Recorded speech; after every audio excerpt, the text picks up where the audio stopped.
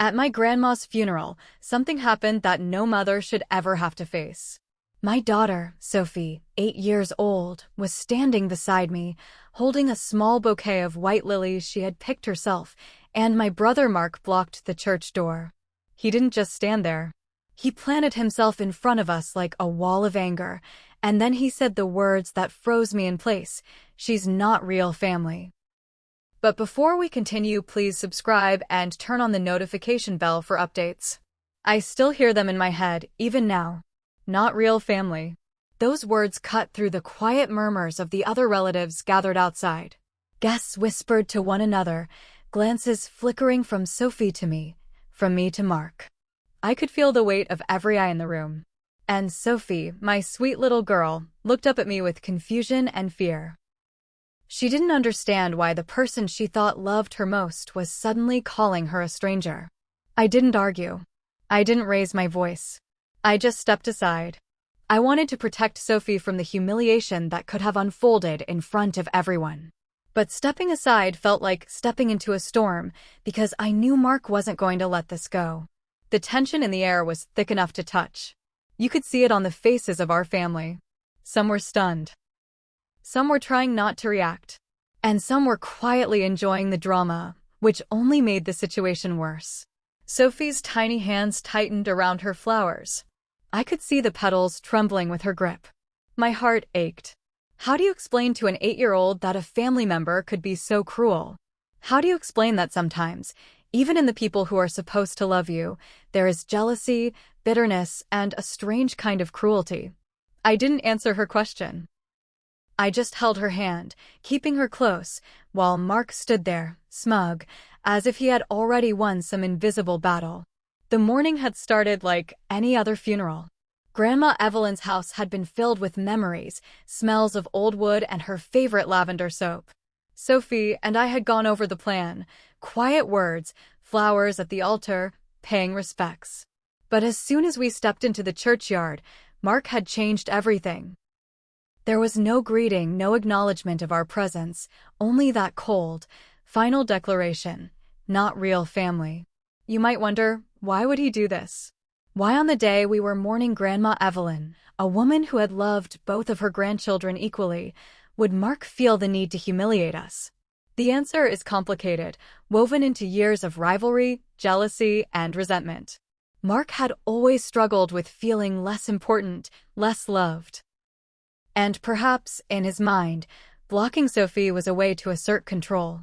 But seeing it unfold in front of the people who mattered most, Grandma's friends, our relatives, made it cruel beyond measure. I wanted to scream. I wanted to push past him, to get Sophie inside and tell everyone what a monster he was being. But I didn't. Instead, I studied his face. He was calm, almost too calm. There was no hesitation. No shame. And then I realized something. He had done this before, in subtle ways, and we were trained to bite our tongues around him.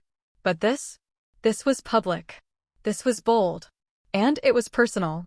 Sophie looked up at me again, her little eyes wide, her lips trembling. "Mom, why?" she whispered. And my chest tightened. I didn't have an answer. Not a good one. I could only kneel beside her, adjusting the bouquet in her hands, and whisper back, "It's okay, baby. We'll go inside. I promise." But inside, I was shaking. Inside, I was furious. I felt a surge of protective rage that I didn't even know was possible. This wasn't just about me. This was about her, and I would not let Mark take her dignity, even for a second. We waited outside, silent, while other family members shuffled past us.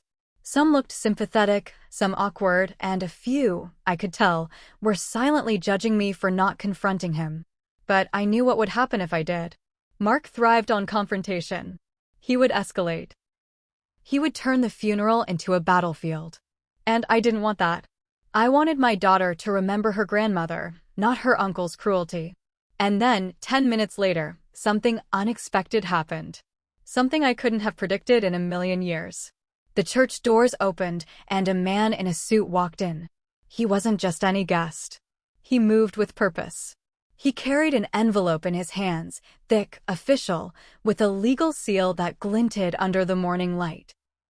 My heart skipped a beat. Even from a distance, I could see Mark's expression change. His smugness faltered. His posture stiffened. I didn't know what was inside that envelope, but I felt it in my bones. Everything was about to change. And Sophie, clutching her flowers, looked up at me again. There was hope in her eyes now, mixed with curiosity.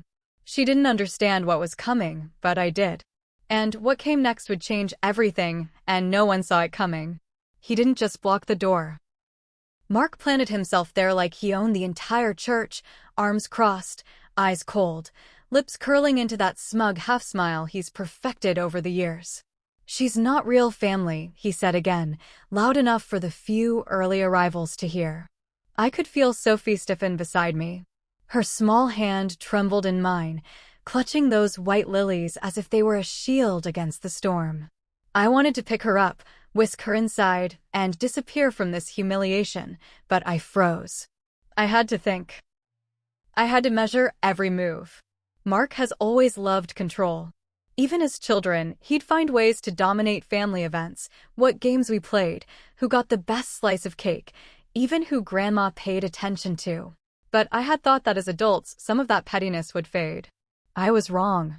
Today, at Grandma Evelyn's funeral, it wasn't just about him. It was about Sophie. He wanted her to feel small, to doubt herself, to feel the sting of rejection at the hands of her own uncle. I took a deep breath and said nothing. I didn't argue. I didn't push. I stepped aside, letting him occupy the threshold of the church.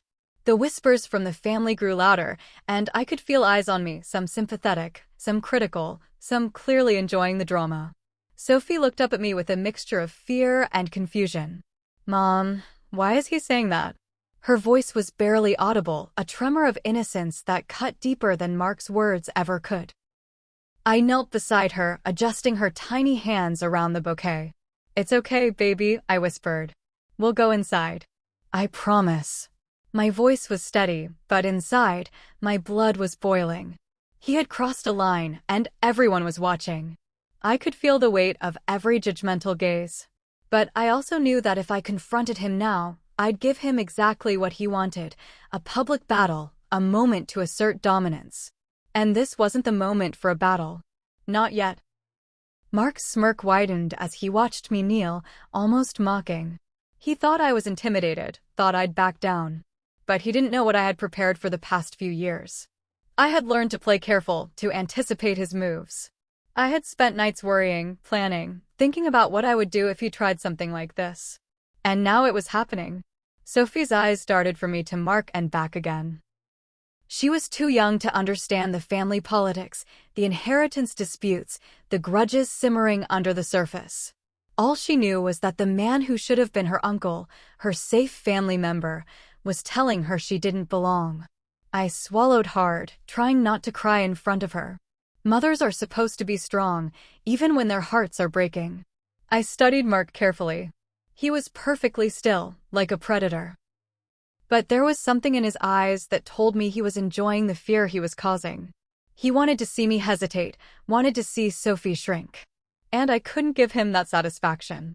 So I stayed calm, my hand firmly holding Sophie's, letting the silence stretch uncomfortably between us. The other relatives shuffled past, some whispering, some shaking their heads. I could feel the tension thickening, suffocating, like the air itself was watching us. I thought back to the mornings when Grandma Evelyn would wake me up in her little yellow kitchen, telling me about family, about respect, about love. She loved both of us equally, but she always had a soft spot for Sophie, her great-granddaughter. Today, her memory was what anchored me. I would not let Mark's bitterness taint this final goodbye. I would not let him hurt Sophie. Minutes dragged by. Mark remained firm, his presence an unyielding blockade. I glanced around the churchyard. A few distant relatives whispered among themselves, exchanging glances that said everything they weren't saying out loud. A few younger cousins avoided looking at us, uncomfortable. And Sophie? She had tears in her eyes, but she stood tall, clutching her flowers like they were armor. I wanted to tell her it wasn't her fault, that she was loved, but my words got caught in my throat. Then something unexpected caught my eye. A shadow outside the church. Someone standing near the entrance, partially hidden. A man in a suit, tall, purposeful, watching. I didn't know who he was. But there was an energy about him, a quiet authority. He wasn't here to participate in the gossip, the arguments, or the petty family drama. He was here for a reason, and somehow I felt that reason would tip the scales. Mark, meanwhile, was still smug. But I noticed a subtle shift in his posture. He hadn't seen the man yet, or maybe he had, and he didn't want to reveal his reaction too soon. I couldn't tell. I only knew that something was coming, something that Mark hadn't accounted for. I turned back to Sophie. "We're going to go in, okay?" "Just a little longer," I whispered. She nodded, trusting me, even though she didn't fully understand. I could feel her tiny hand trembling in mine, her small fingers gripping the lilies so tightly the petals bent. My chest ached with a mixture of anger and protectiveness. And then, 10 minutes later, it happened. The church doors opened slowly, deliberately, and a man in a suit stepped inside. He held an envelope in his hands, thick, official, and marked with a legal seal that gleamed under the morning light. Every eye in the church turned toward him. And then I saw it, Mark's face. The smugness vanished. His posture stiffened. The color drained from his face. The man in the suit walked directly toward us, purposeful and unflinching. Sophie clutched my hand tighter. I didn't know what was inside that envelope, but I knew one thing. Everything was about to change. And as the lawyer approached, Mark's expression twisted into something I had never seen before, a mixture of fear, disbelief, and realization. The kind of fear that comes when you think you're untouchable, and then suddenly, the rules change. The man in the suit moved with a quiet authority, his polished shoes clicking softly against the marble floor of the church. I could see the envelope in his hands, thick and official, marked with a legal seal that caught the morning light like a warning. Guests whispered, craning their necks to see who he was, and I felt Sophie clutch my hand tighter. She didn't know who this man was, but she could feel the shift in energy, the sudden tension that made the air feel heavier. Mark's face had gone pale, almost ghostly. I had never seen him like that. The smug, controlling brother I had dealt with my entire life seemed suddenly small, vulnerable, caught off guard. I realized then that this man was not here to celebrate, not here to mourn, and certainly not here to be polite. He had a purpose, and it had everything to do with Sophie. The lawyer, Mr. Daniels, stopped a few steps from us. He adjusted his tie, glanced at Mark once, and then focused on me. His eyes were steady, sharp, professional. I felt a strange sense of calm wash over me, even as my heart pounded. I didn't know him, but something about his presence promised that the battle I had feared was about to shift in our favor. "Mr. Mark Thompson," the lawyer began, his voice firm but measured, echoing slightly in the quiet church. Mark's head snapped up. "This concerns your niece, Sophie Thompson," he said, holding up the envelope. His words landed like a hammer. Guests shifted uncomfortably in their seats. Some had started whispering about family disputes, inheritance, and old grudges, but no one had expected this. Mark's hands twitched slightly at his sides. He was trying to maintain composure, but it was failing. I could see it in the tightening of his jaw, the rapid blinking, the subtle tremor in his fingers. He had thought he controlled this day, that his words and presence at the door could humiliate Sophie and me without consequence. He had miscalculated. I looked down at Sophie. She was staring at the envelope, her eyes wide, not fully understanding what it meant, but sensing the gravity of the moment. Her little hands had stopped shaking. For the first time, there was a flicker of hope in her expression. I squeezed her hand reassuringly, whispering, "It's going to be okay, baby. Just watch." She nodded, holding on, trusting me completely. Mr. Daniels opened the envelope slowly, deliberately, making sure everyone could see that it contained official documents. The papers inside were thick, stamped, and formal. He didn't speak immediately, letting the tension build. I could feel the eyes of the family on us, everyone waiting for the reveal, unsure of how this scene would unfold. Mark's expression had shifted from disbelief to panic, and I knew that whatever was inside those papers was not something he had anticipated. "Mark, Mr. Daniels said, lifting a sheet from the top of the stack. "These documents confirm that your actions today, blocking the church door, refusing entry to Sophie, are in direct violation of her legal rights within this family." The words landed like thunder in the still air. Some of the relatives gasped audibly. Others exchanged shocked glances. I felt a sense of vindication rise within me, but I remained calm for Sophie's sake. She needed to see strength. Mark tried to open his mouth, to argue, to assert control, but Mr. Daniels held up a hand. "You will not interfere further," he said firmly. "Failure to comply with these documents will result in immediate legal action." Mark's face went even paler. The realization hit him that he was no longer in control, that the power he thought he held over Sophie and me was gone. Sophie tilted her head, her innocent curiosity breaking through the tension. "Mom, what does that mean?" she asked softly. I leaned down, brushing a strand of hair from her face, and whispered, "It means no one can ever stop you from being part of this family. Ever." Her eyes sparkled with a mix of relief and wonder. I could see her shoulders relax, the fear replaced by cautious hope. Mr. Daniels continued, addressing the gathered family. "These papers also outline Sophie's rights in matters concerning family inheritance and guardianship. It has been clearly established that she has equal standing, and any attempt to deny her this will be legally challenged." The murmurs grew louder. Some relatives nodded in quiet approval. Others avoided eye contact with Mark. Mark finally spoke, his voice trembling slightly. This isn't fair," he stammered. But the authority in Mr. Daniels' stance made it clear. Fairness wasn't the issue anymore. Legality was. And Mark had no footing. I could see the subtle shift in the room. The whispers of judgment that had surrounded Sophie and me for years, the quiet accusations of favoritism, the old grudges, were being replaced by awareness that the truth had arrived. And it wasn't in my hands alone. It was in the hands of the law. As Mr. Daniels folded the documents back into the envelope, Mark's face remained pale, his confidence shattered. Sophie, still clutching her flowers, looked up at me, her small hand in mine, and I could feel the tension leave her body just slightly. She didn't know it yet, but she had just witnessed a moment that would mark the rest of her life. A moment that proved she was seen, she was protected, and she belonged.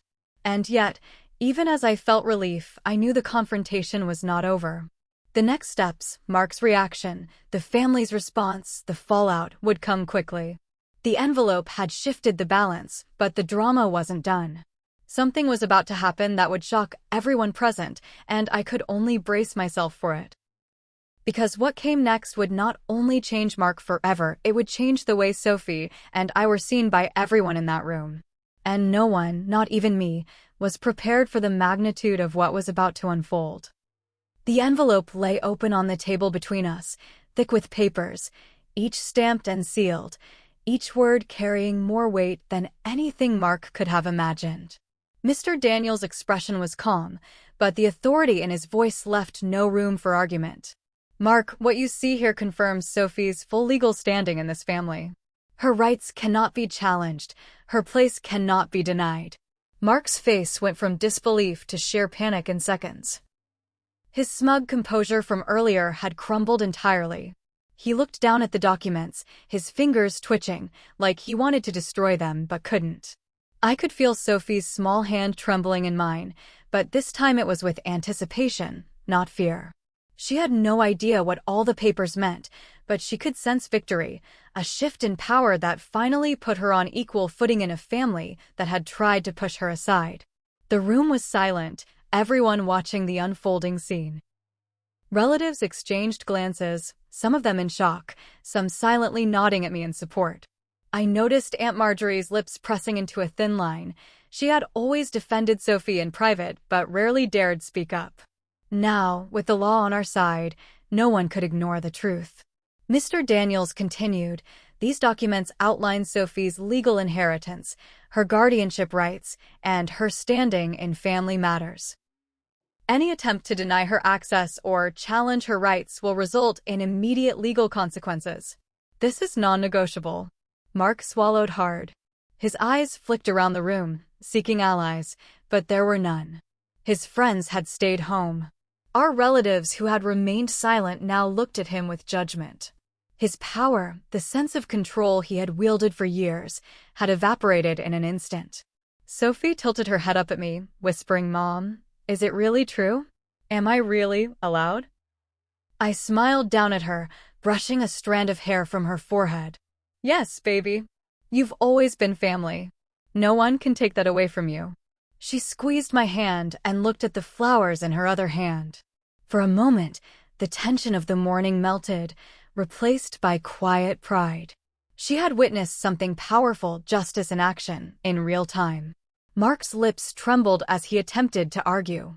This isn't fair," he stammered, but his voice lacked conviction. It was the voice of someone whose confidence had been stripped away, someone realizing that for once, rules and legality mattered more than threats or intimidation. Mr. Daniels raised a hand, firm and unyielding. "The law is fair. Your behavior, however, has consequences. Today is not about fairness for you. Today is about protecting Sophie." I could see Mark's face tighten with rage, but the fear in his eyes was undeniable. He had underestimated the strength of both the law and a mother determined to protect her child. He had thought he could humiliate Sophie, assert control over her place in the family, and walk away with no consequences. He had been wrong. I glanced at Sophie.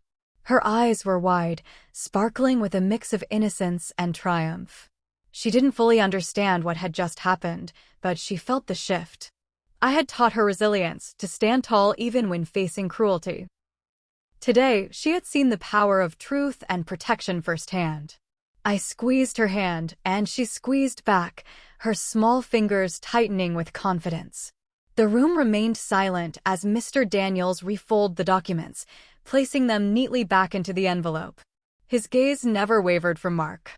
"You will not interfere with Sophie's rights or well-being again," he said, each word deliberate, each one a hammer striking the remnants of Mark's authority. And then, as Mr. Daniels turned to leave, Mark's last shred of control snapped. He stumbled backward, words failing him, and finally muttered under his breath, I can't believe this." His face was pale, eyes wide, the realization settling in that he had lost, not in argument, not in family debate, but legally, irreversibly, and in front of everyone who mattered.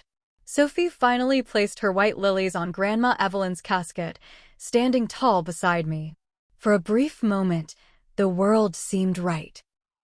Our little family unit had survived the storm, and we had emerged not just intact, but victorious. The injustice Mark had tried to enforce had been undone. And while some relatives whispered about the drama, the truth was undeniable. Sophie belonged here, and no one could ever question that again. Yet even as relief washed over me, I knew that the day was not over. Mark had been humiliated, yes, but the tension in the room was still thick. He would process this. He would scheme. And our family would not be the same. Today was a turning point, but the echoes of his bitterness would linger. Sophie leaned into me, whispering, "Mom, did I really win?"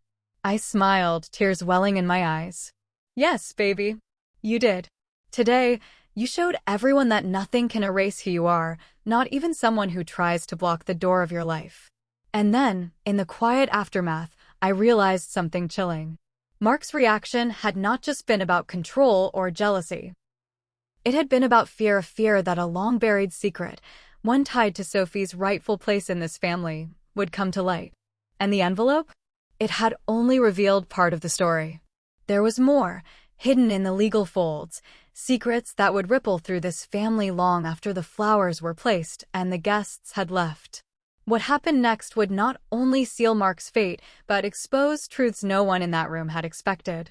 And Sophie, my brave little girl, would witness it all. Lessons about family, justice, and the power of standing your ground. As the last of the whispered murmurs died down, I felt Sophie squeeze my hand, the tiny pressure grounding me in a moment that had been tense, frightening, and yet strangely empowering. We had come to say goodbye to Grandma Evelyn, to honor her memory, but what unfolded went far beyond flowers, candles, and prayers. It was a lesson in resilience, courage, and the unshakable bond between a mother and her child. I watched Sophie place her white lilies gently on the casket. Her small fingers brushed against the polished wood, and in that quiet movement, I saw so much more than grief. I saw strength. I saw innocence preserved despite the cruelty she had just faced. And I felt something profound, a realization that protecting her had never been about confrontation or anger. It had been about patience, about timing, about knowing when to step aside and when to let the truth do the talking. Mark had slumped into a chair at the back, defeated and pale. The man who had tried to assert power over us, who had publicly humiliated his own niece, was suddenly powerless. His eyes darted around, searching for allies or excuses, but there were none. The legal documents had done what words could not. The envelope from Mr. Daniels had shifted everything, and the sight of him, once so imposing, now crumbling under the weight of reality, was a vindication I had not dared to hope for in that tense moment outside the church.